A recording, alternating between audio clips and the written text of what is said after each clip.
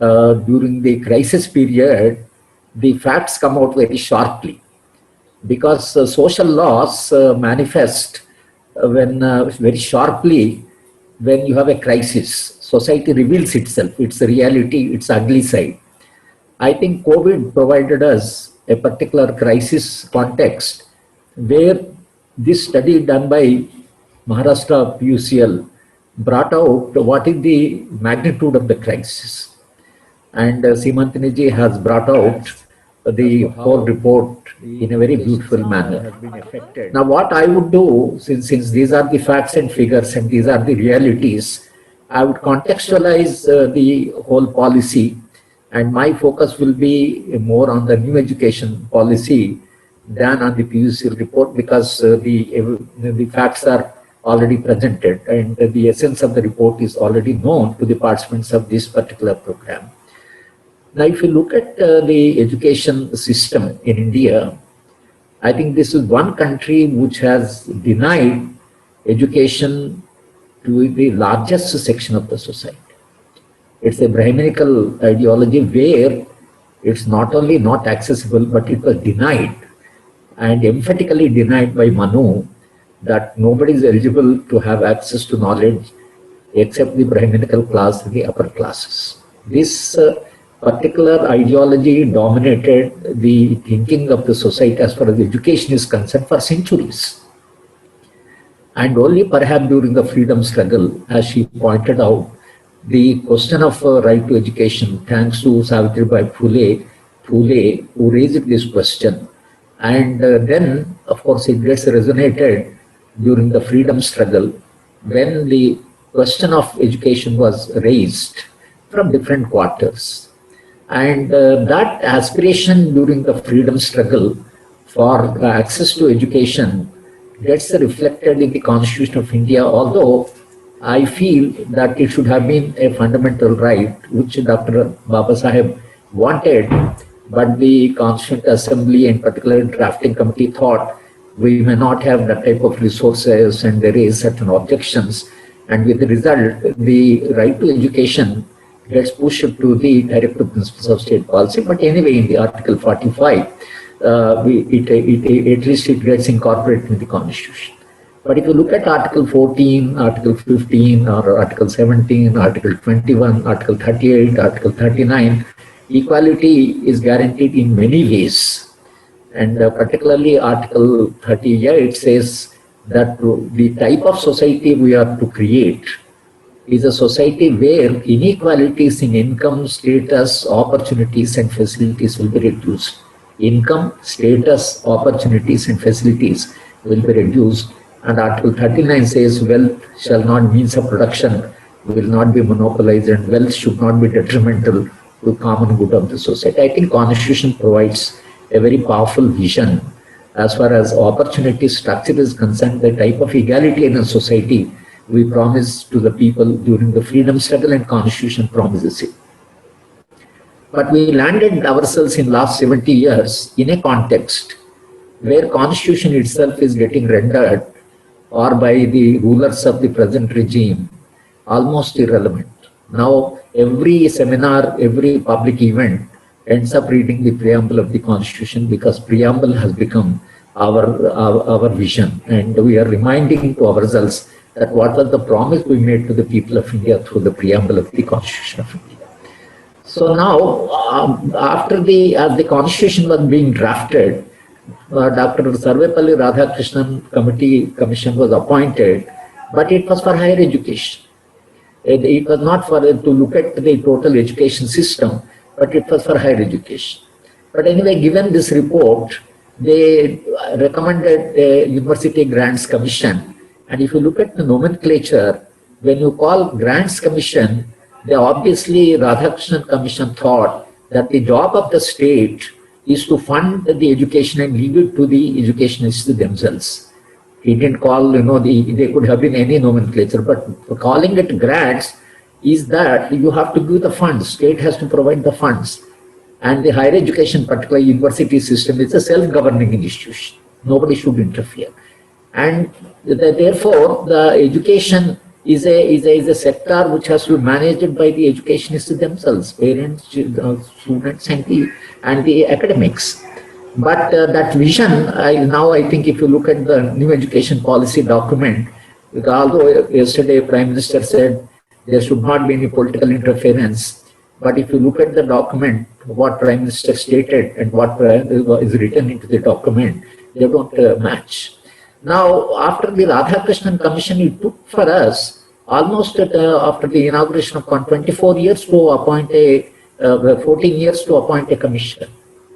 And that is the Kothari Commission, but it's one of the finest documents that Post-Independent India provided and produced. And Kothari Commission was very clear. What is the function of education?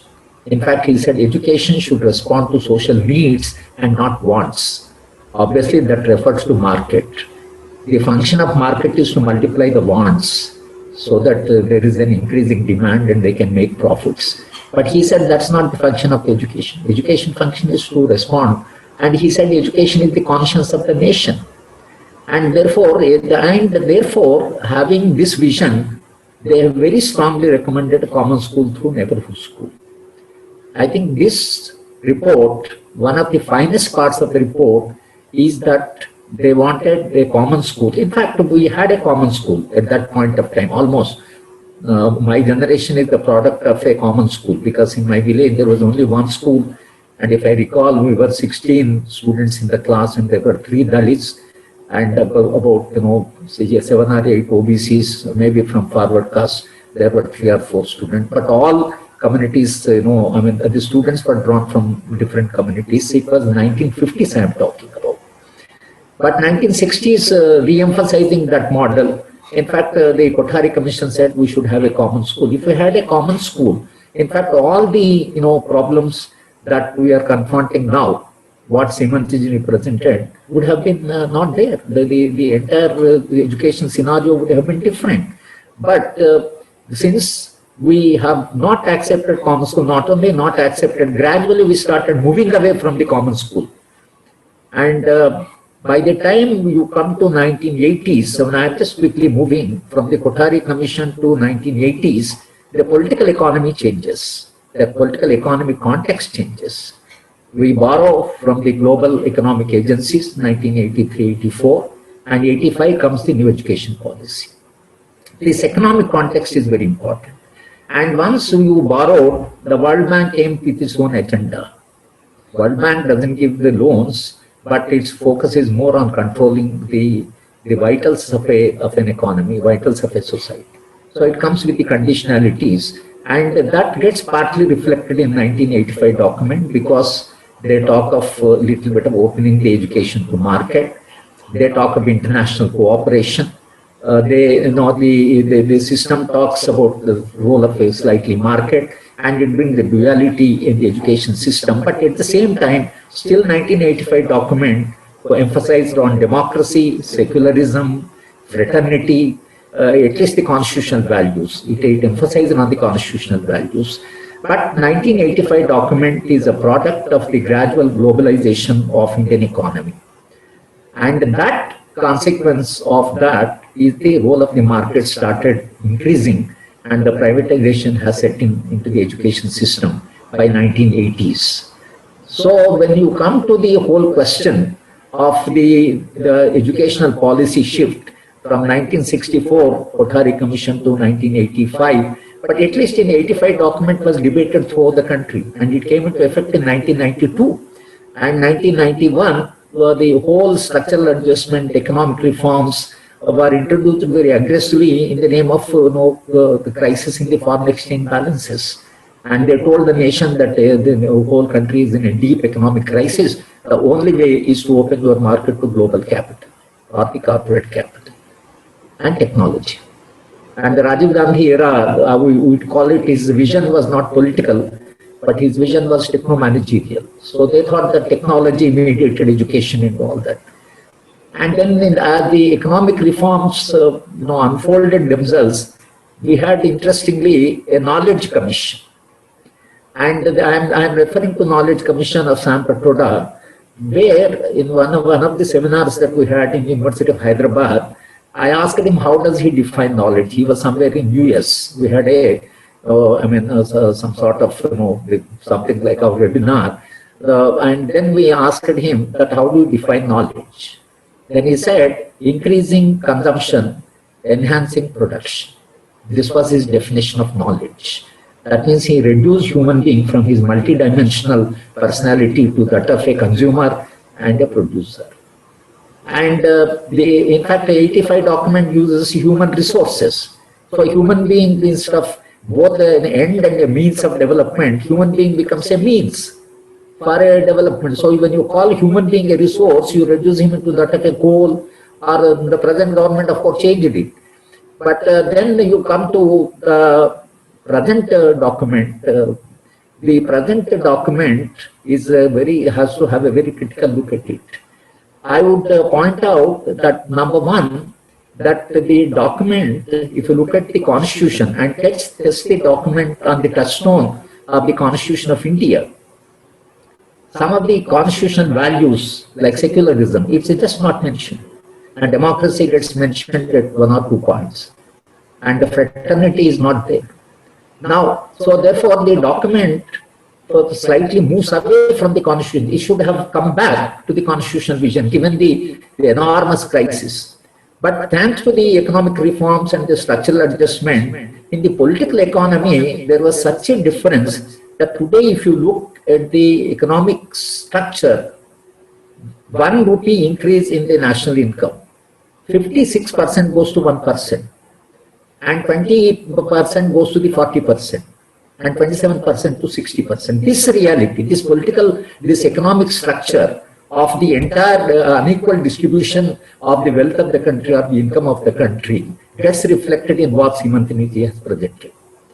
Because you have the marginalization of the marginal sections, and how they are neglected, whether it's the women, whether it's the scheduled caste, scheduled tribe, disabled. If you look at all the sections, which the report covers all the marginalized sections, now we have a very serious problem. They don't get the attention in the document. The document does not address this whole question. Document is, on the one hand, they have their own ideological, inclinations of fundamentalism, and there is a globalization. This is an irreconcilable, there is a contradiction, but there is a tension. But they try to reconcile both of them. And therefore, you find that the Constitution is one thing that was not the reference point. The second thing is social justice, which has been guaranteed by the Constitution of India. Now, in this document, the justice concerns are not there. For example, they have never mentioned affirmative action. They have not referred caste only in one bracket, but they don't refer to caste, but they call it social categories, or gaps in the social categories. They change the language as if there is no caste system in India. Caste is a disadvantage by birth. Being born in a particular caste, you are born with a disadvantage, and therefore you require to correct a distortion. So education has to correct this distortion, that of the birth, because of the long inherited inegalitarian, unjust, unfair ideological and unfair social structure. So with the result, what happened, the social hierarchy, the caste hierarchy gets reinforced with the economic system and the distribution of income. And now comes the new education policy. Now in the new education policy, instead of correcting, at least education is an equalizer of opportunities. If you have a highly unequal society, how do you really transform the society? Now one way, or how do you help the marginalized sections of the society? The only way, perhaps, the why civil liberties groups have to now concentrate on right to education, is the only way that to help the marginalized section is to make education an entitlement a right. They have a right. And because of the right, the equal opportunity should be there. And quality education, affordable education, equal education should be available. Then only what Kothari Commission said, that if you have a common school, if a poor child and a rich child go to the same school, the rich may develop concern for the poor, and poor may develop some respect for prosperity. And he said poverty and prosperity can coexist if you have a common school.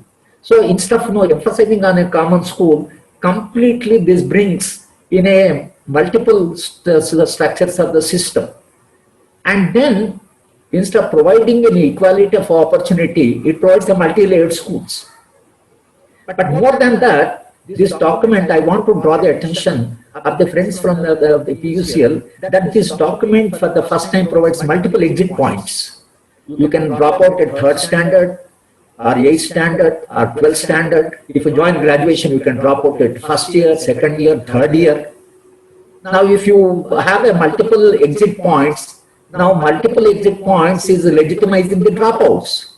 Instead of using the language dropout, if the child is going, they say they can exit. But what will they do? They say go for vocational education. And vocational education is carpentry, blacksmithy, or pottery, all that. Now, what they are planning is that in the 8th standard, if the student drops out, and if he goes to the occupation, occupational structure, I think he will go back to his own occupation. A carpenter's son may be taught a little bit of carpentry skills, and he goes back to the carpentry. In fact, this strategy of education is to reinforce the existing occupational structure, which is unequal and inegalitarian. So therefore, one has to look at this multiple exit points of the education. Then, of course, they talk about philanthropy. Philanthropy, which Semantaniji mentioned, and she talked about the geo. Yes, philanthropy, for example, Tatas and Birlas. Tata started Tata Institute of Social Science, Tata Institute of Fundamental Research, Indian Institute of Science in Bangalore, and they have invested their own money. And if you look at Jamshedpur, the way the Tatas have created a city, or Birla started Pilani Institute. But when the Geo wanted to enter the education, and the Reliance wanted to enter the education, is a Geo university, is a non-existent university, but 1,000 crores have been provided, for a institution of excellence, and this one of the 6 it doesn't exist. So where is the, philanthropy? And again, coming back to what Semantanji said, that Geo, when it entered into the online education, it is charging 75 rupees per child, and only Geo, the smartphone you have to use. So they are entering into the education because of business. So who are those philanthropers in this country who would like to come into education and start the education system? So philanthropy is something like a rhetoric, but there is nothing like philanthropy. But in the name of the philanthropy, a large number of industrial houses can enter the education. Of course, the Rashtriya Swayamsevak Sangh, the schools they run, the institution they run, they may come under the philanthropy. But there's a public-private philanthropy participation. And what is this public-private partnership? It is plundering of public resources by the private individuals. This is just plundering of the resources.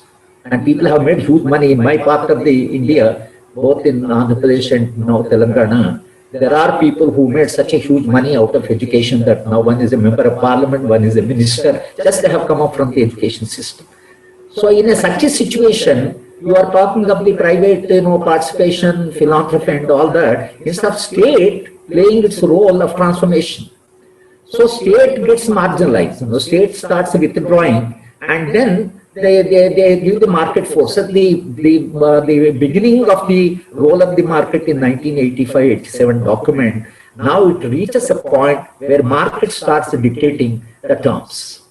And the state is there to regulate or to ensure, to facilitate the profit-making people, rather than state regulating and state entering into the education. And as far as education is concerned, it does not accept it as one of the fundamental rights of the child. And the poorer the child is, greater should be the support of the state. But what has the role of the state as it decreases from the welfare sector, its repressive role increases. That's where civil liberties movement is concerned. If you reduce the importance of welfare, then you are left only with the repressive measures, because what is your legitimacy except using the force? So therefore, I think we are concerned with this declining role of the state, which is reflected in the budgetary allocations.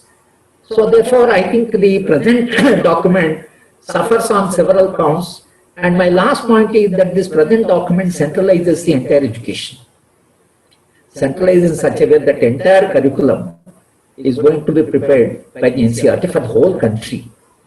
Anybody who has visited Northeast, where is Nagaland, where is Arunachal, how are you going to formulate a curriculum for those states?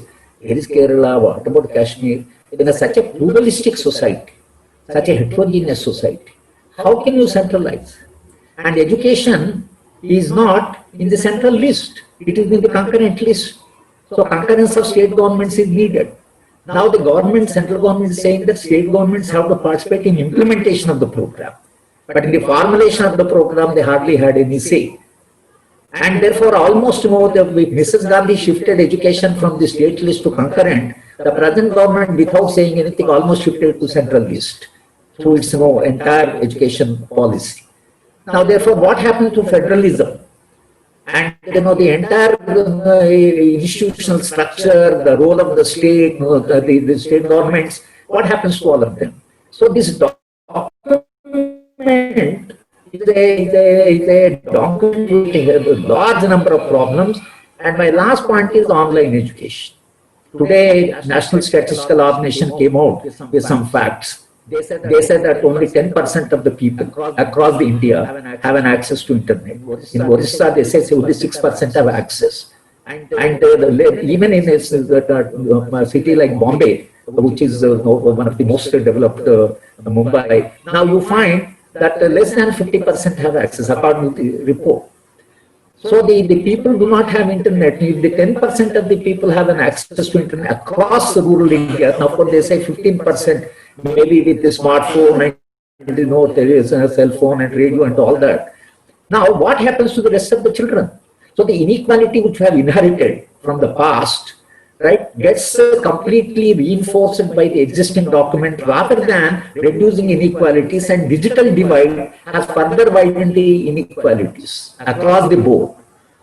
And the poor child who was denied education for centuries continues to be denied education, and this document does not come as a counter and comes with a remedy or with a measure to equalize. But this is going to have an unequal education. And anyway, this internet, this the online education. I have a 5 years grandchild. She is asking the Google how to escape my class because she somehow feels completely put off by this online education. And when the teacher said good morning, she said good night. So that is the way that children are responding to online education. So without technology being accessible, that has been the character of technology. J.D. Bernal, in his books on physics, expansion of man, he says technology always responds to the dominant sections of the society. Later it may trickle down. But technology, the history of technology is it never responded to the marginalized and poverty-ridden people. It always came in response to dominant sections. So present information and communication technology is again a response to the dominant sections of. So dominant sections of the society and their children are going to have the benefit of the technology, if at all that works.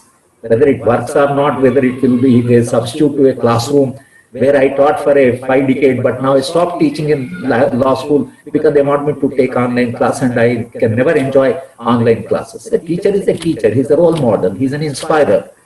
And the community life is there, and gradually they want to move. And Maharashtra Chief Minister also said that we are one step forward towards the new society or whatever they may call. So online education, I think, is going to be counterproductive given the economic inequalities. The 56% in the hands of the 1%. So we have to look at the neoliberal model, economic structure. Now what is happening therefore is, my concluding remark is that there is a concentration of power, concentration of wealth, and now this report leads to concentration of knowledge. I think that this interface between power, knowledge and wealth, what Almond Toffler said in Power Shift, they are interchangeable. So therefore you are reaching that point, and that will lead to authoritarian regime. This concentration will leave authoritarian regime. And after all, civil liberties movements have been fighting against the authoritarian, regimes, authoritarian governance.